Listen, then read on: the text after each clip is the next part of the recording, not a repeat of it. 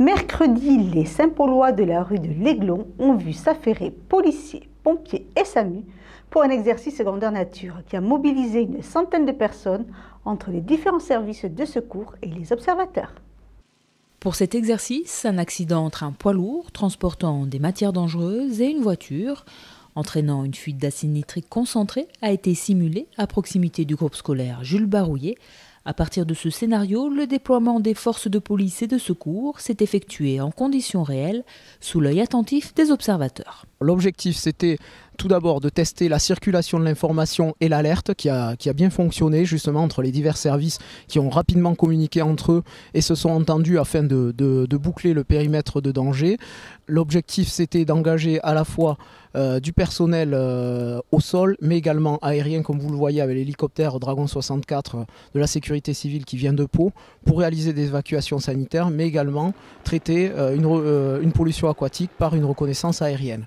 Donc le but, c'était à la fois la sauvegarde des populations, donc des riverains, mais également de l'école qui était à proximité et qui devait déclencher son plan particulier de mise en sûreté, tout en traitant la fuite chimique ainsi que les victimes qui étaient dans le véhicule léger, donc la voiture, et les personnes contaminées, donc par exemple le chauffeur du poids lourd.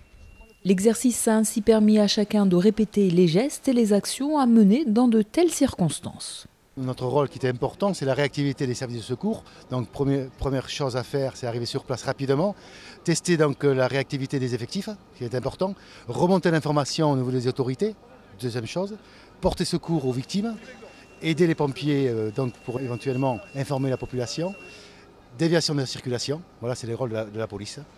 Donc ce qui est intéressant aujourd'hui, c'est de tester la chaîne d'alerte. Du côté des pompiers, une trentaine d'hommes ont été mobilisés ainsi que du matériel spécifique aux interventions sur produits chimiques. En fait, il y avait deux actions principales. Il y avait l'action de sauver les personnes qui étaient impliquées dans l'accident, puisqu'il y avait 4 personnes impliquées. Donc ces intervenants devaient se protéger pour aller porter secours. Et puis il y avait la deuxième problématique, c'est de stopper la fuite du camion.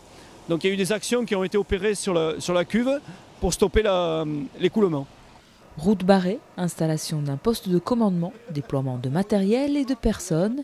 Si l'accident n'était qu'une simulation, l'engagement des différents services était réel afin d'éprouver le plan de secours spécialisé pour les transports de matières dangereuses. Le plan existant date de 2008 et alors moi je viens d'arriver, mais je crois que le préfet tenait absolument à faire cet exercice pour vérifier s'il était toujours valable, puisque voilà, un certain nombre d'années se sont écoulées, voir si l'articulation de tous ces moyens était efficace ou non.